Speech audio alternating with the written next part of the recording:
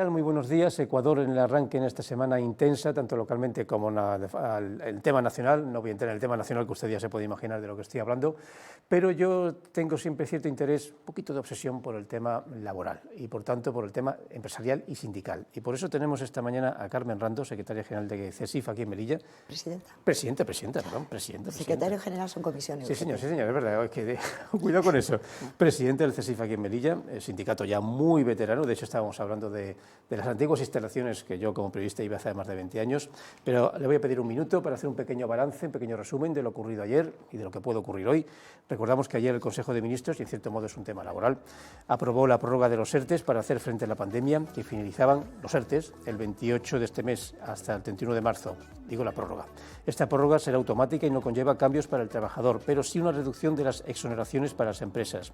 Al cierre de enero en Melilla había 132 empresas y 273 trabajadores en ERTE, lo cual les viene bien esta ampliación de al menos unas semanas. Cambiamos completamente de tema, hablamos del COVID, pese a un pequeño repunte de nuevos positivos, 29, ayer lunes se cerró con un nuevo descenso de los casos activos de COVID hasta los 702, cifra que sigue siendo muy alta, pero obviamente muy lejana de aquellos casi 2.800 hace muy pocas semanas. Hay, eso sí, 17 pacientes con coronavirus hospitalizados, 3 en la UCI. Hoy en la campaña de vacunación se traslada al laboratorio Ciudad de Melilla, solo en horario de mañana y para mayores de 11 años.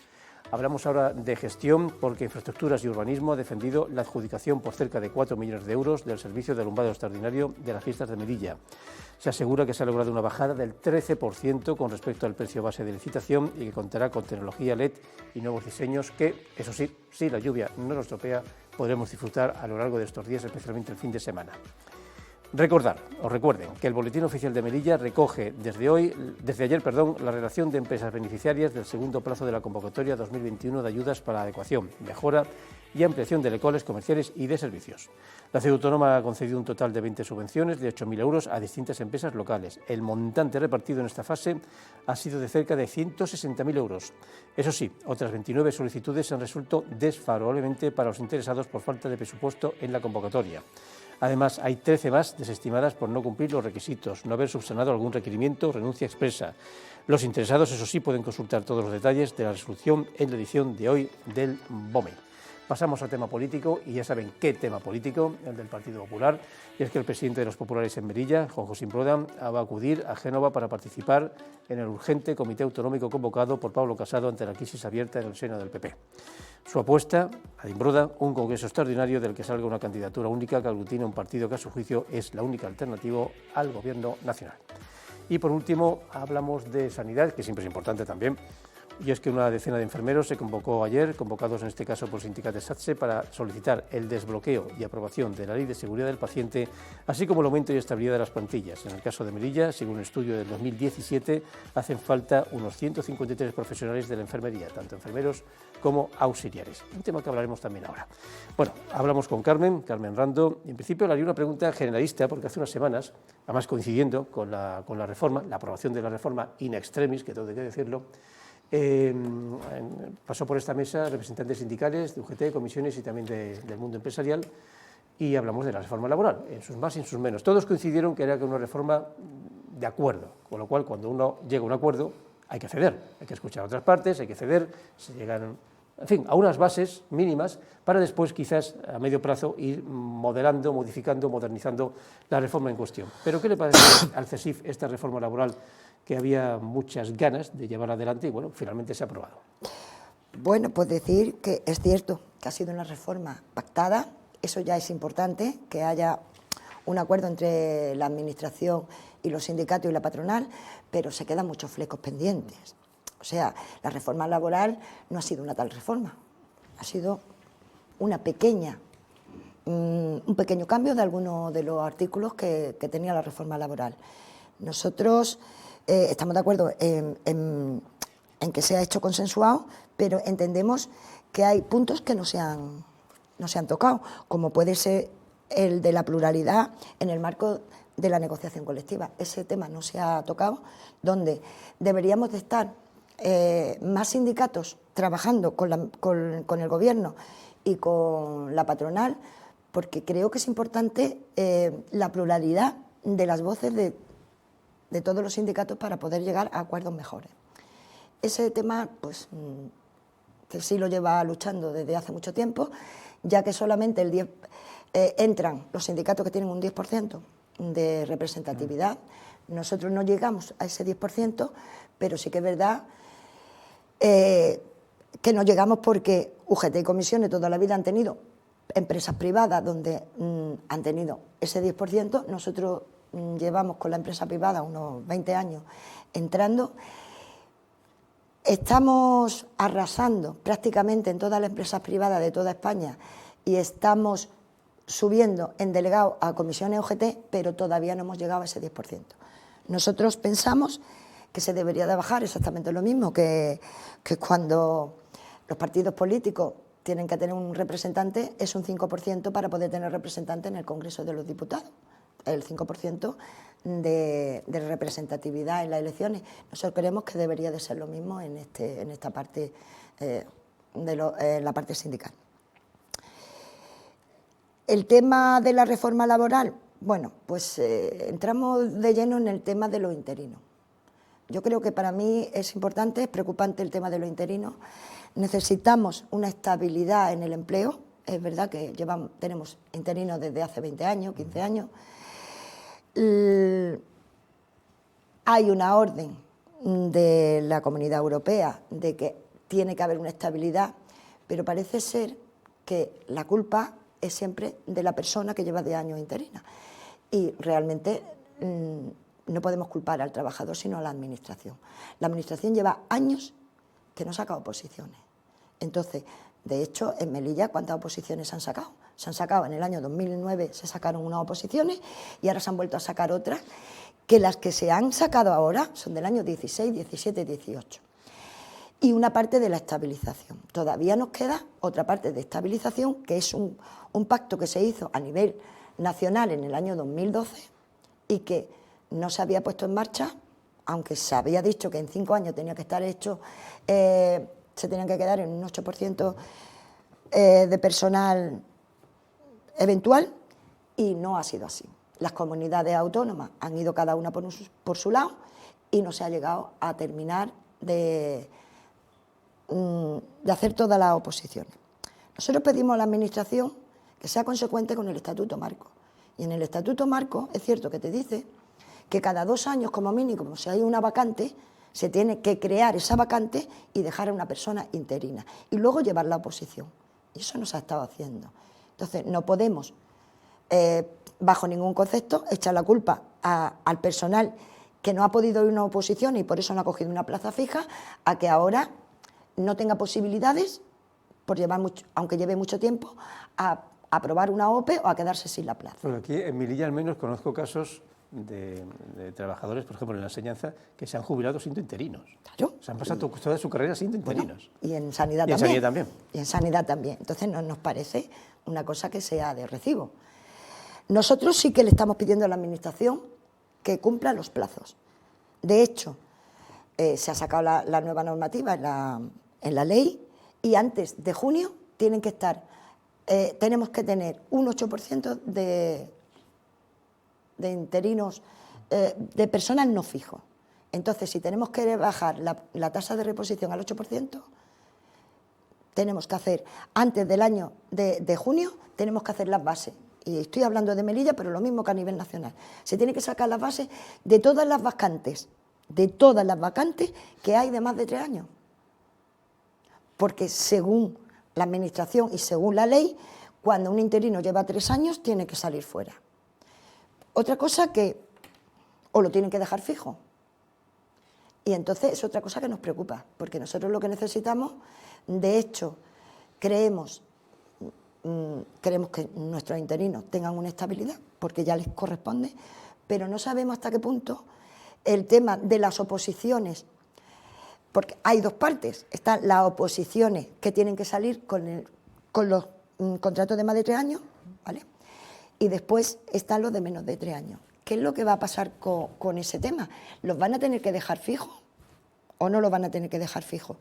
Entonces, esos contratos van a ir a otra forma de oposiciones, que no van a ser oposiciones, van a ser concursos de mérito. Y el tema del concurso de mérito, lo que nos Lo que a nosotros nos preocupa es que esté dentro de la inconstitucionalidad y lo echen para atrás. Con lo cual, esas oposiciones, al final, que no son oposiciones, es un concurso de mérito, no se pueda realizar.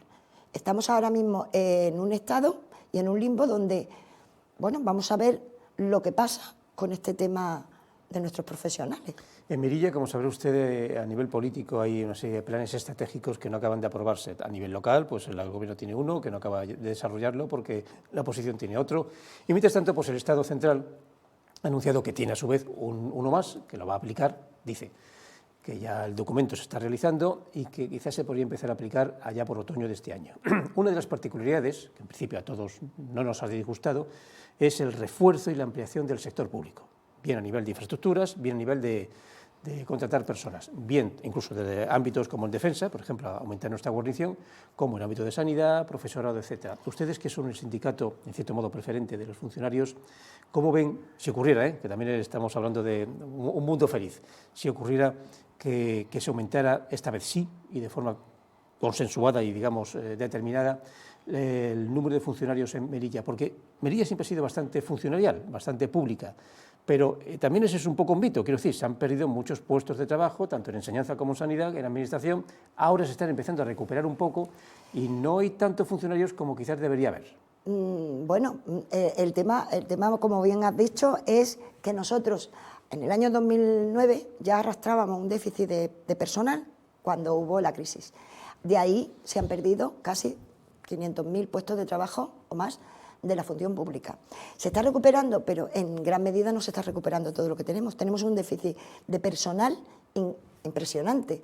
De hecho, vamos a ver, bueno, se ha puesto de manifiesto ahora con la pandemia en sanidad.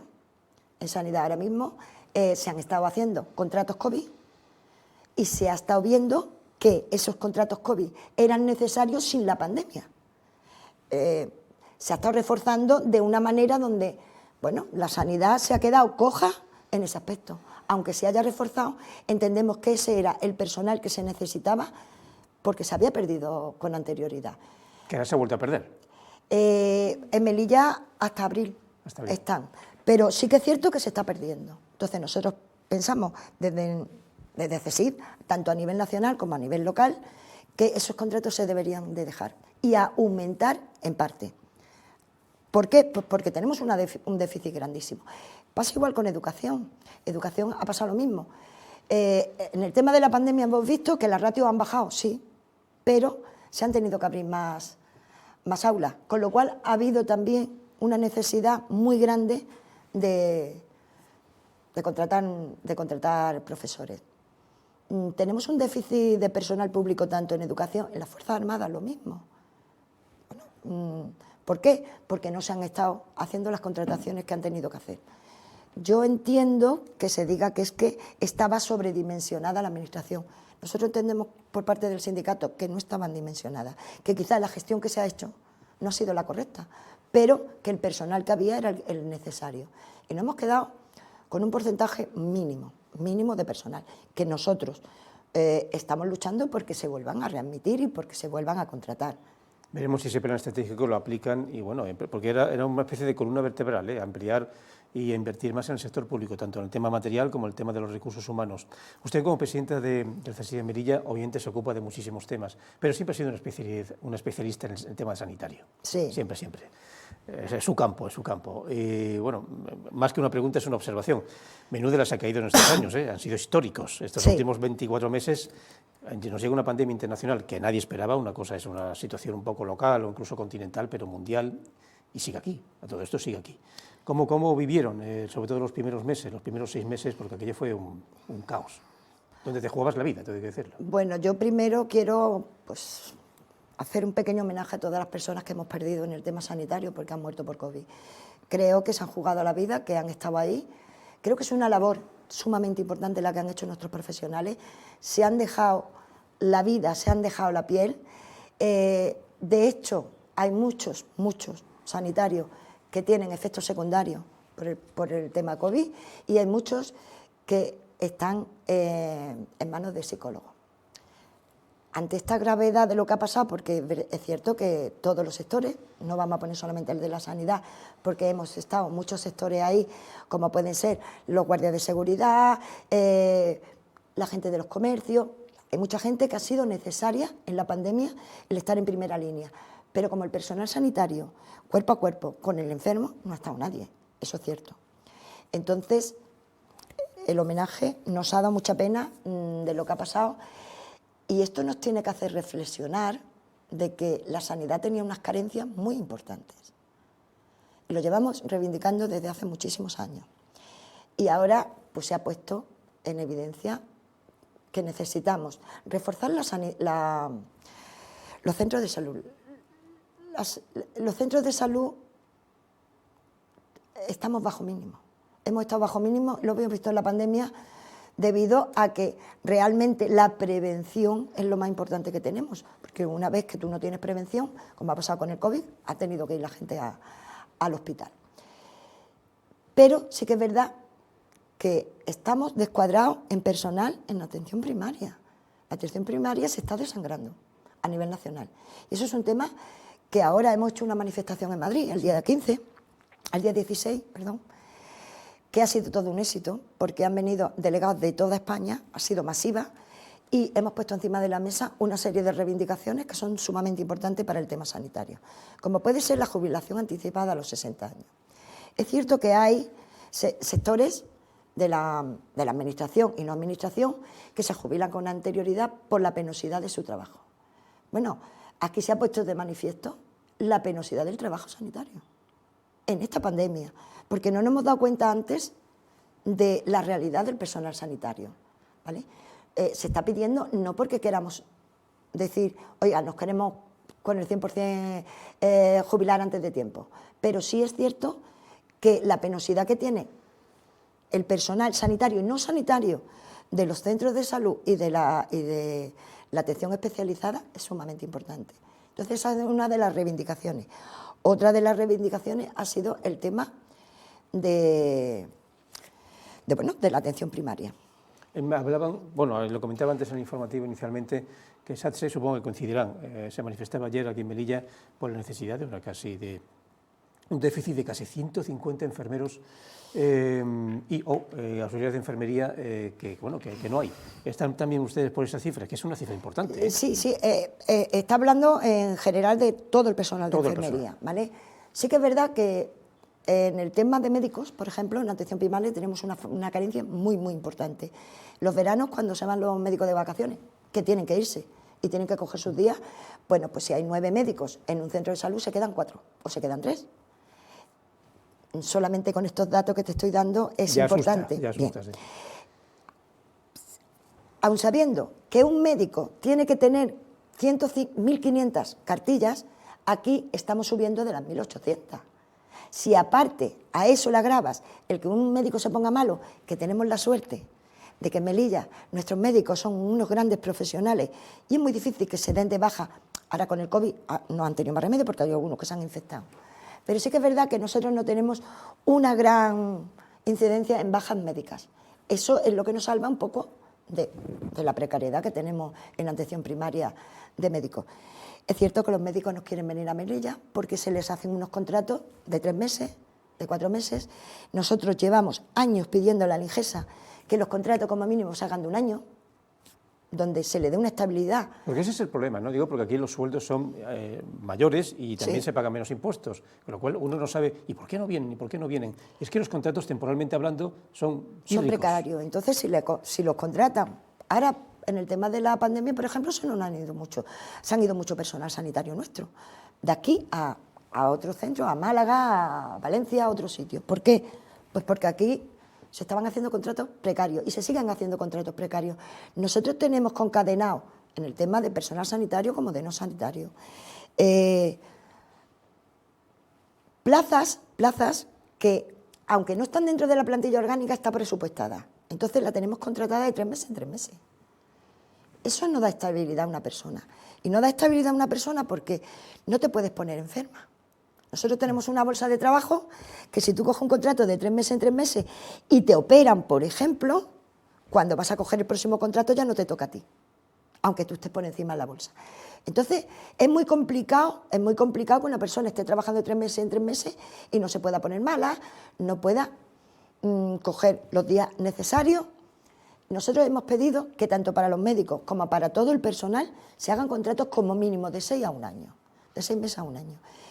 Y bueno, creo que esta gerente, que se nos va, que ha presentado ya la dimisión, los ha pedido, según nos ha comentado ella.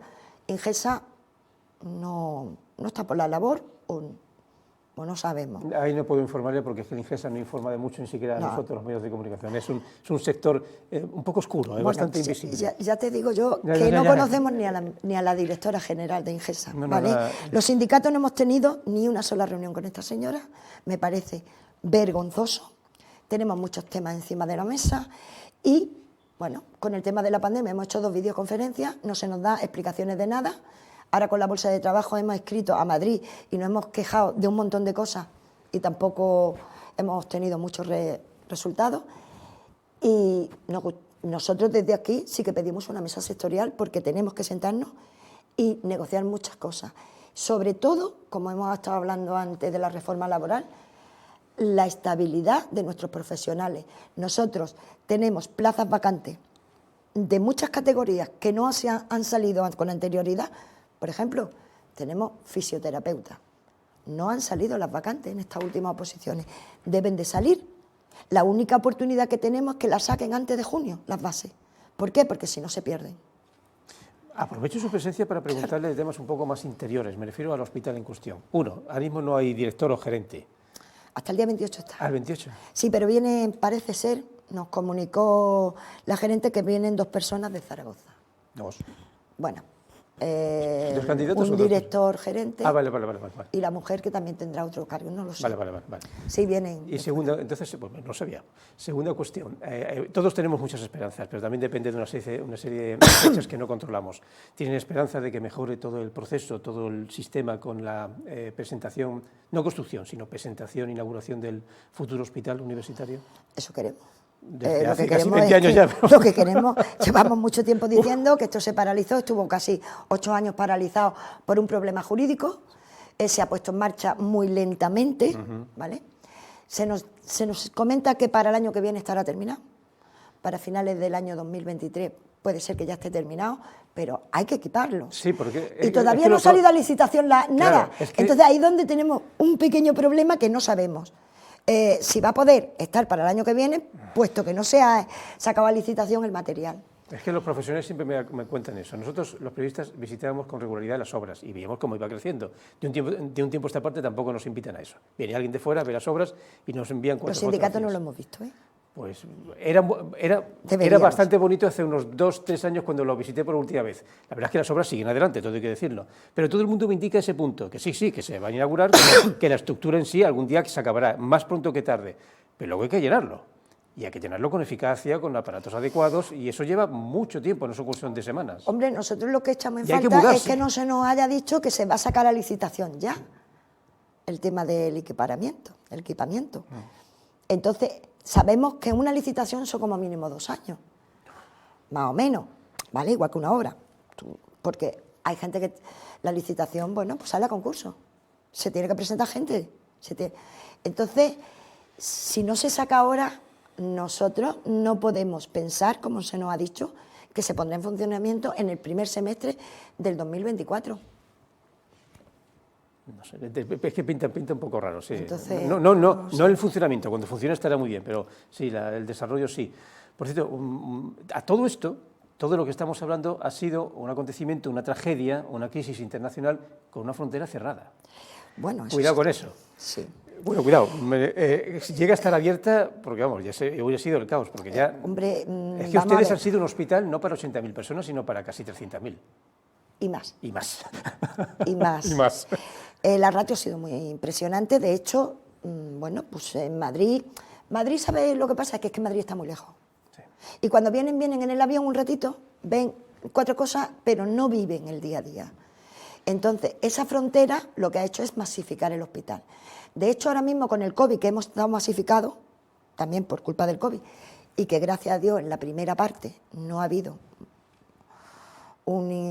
no ha habido muchísimos enfermos dentro del hospital, o sea que este último mes sí que hemos tenido casi 50 enfermos y 6 o 7 en UBI constantemente. Sí.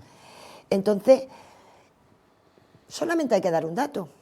La natalidad en Melilla baja un 65%. Ya no batimos récords como antes éramos. Es que esa es la realidad. Sí, sí. A nivel Melilla ha bajado un 65%. Está la frontera cerrada. Sí. Que sea para sanidad, ha sido importante que esté cerrada con el tema COVID, porque no tenemos un hospital de las dimensiones para haber tenido todos esos enfermos metidos dentro. Pero sí que es verdad que para el tema económico de Melilla y para otros temas, pues a lo mejor ha sido menos beneficioso. Ayer entrevistaba aquí a un compañero sindicalista de Guardia Civil y indicaba sí que el tema de la seguridad también ha mejorado dentro de nuestros problemas. Obviamente el cierre de la frontera ha tenido sus partes buenas y sus partes malas, y aquí un poco el miedo es cómo será la nueva frontera, porque si vuelven a dejar... una frontera inteligente no va a estar mal. Pero estamos de acuerdo en que no puede volver a ser que entren 20.000 personas y salgan, porque esto no se puede. No es un tema de seguridad, es un tema de seguridad además biológica. Sí, de momento sí, porque tampoco sabemos la incidencia que hay en Marruecos de COVID. Bueno, puede ser o no puede ser real, porque de hecho en España hay unos datos que nosotros como sindicato creemos que no han sido reales del todo. Entonces tampoco podemos entrar en valorar eso. Hablando de fuerzas de seguridad, y antes de acabar, dejamos el tema sanitario y nos vamos al tema de la seguridad, porque el CESIF ha logrado acuerdos de gran importancia con representantes sindicales precisamente tanto de la Policía como de la Guardia Civil, sí. Algo muy novedoso.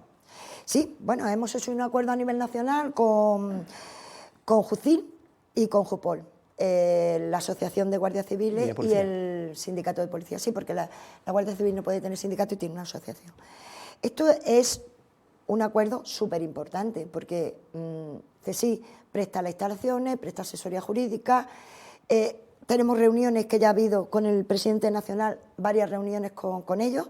Yo ya me he puesto en contacto aquí con el representante de la policía y tengo que ponerme en contacto con el de la Guardia Civil para hacer cosas en conjunto. Sobre todo llevar a la calle y al Ministerio las reivindicaciones que creamos necesarias sobre el tema de la seguridad ciudadana.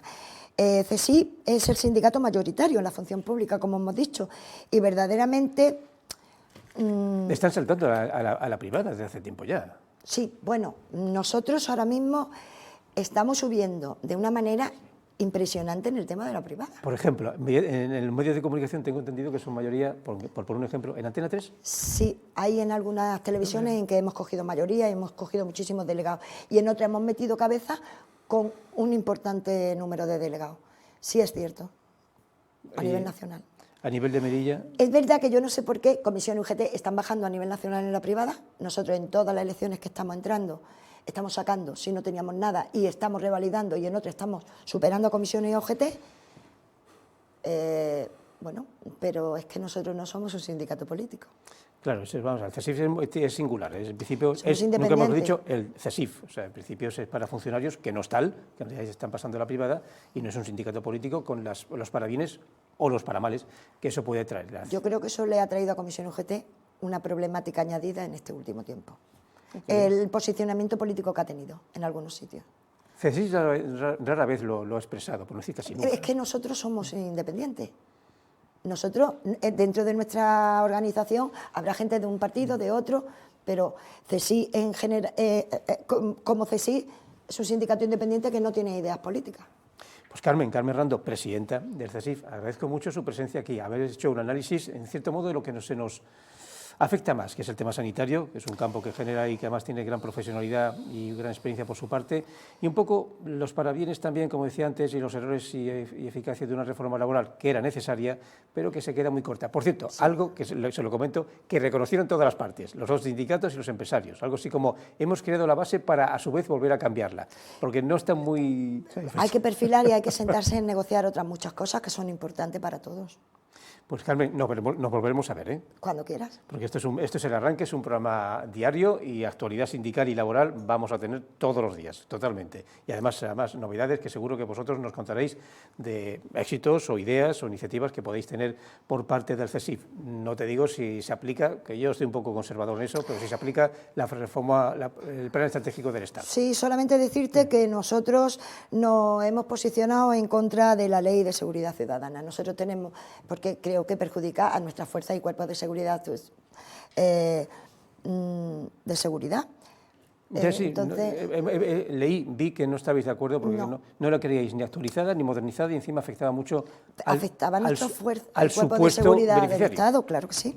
Bueno, pues hablaremos de eso en poco tiempo, sobre todo cuando se ponga ya, no en marcha, sino veamos si esta ley va a funcionar o no, que hay muchas dudas por parte de todos los sindicatos. Y es una ley muy importante. Es una ley que, si nosotros tenemos unas fuerzas y cuerpos de seguridad del Estado que están para defender la integridad del ciudadano, eso se ha vulnerado. Sí, están con las manos atadas. Hablan de que se les ha desarmado.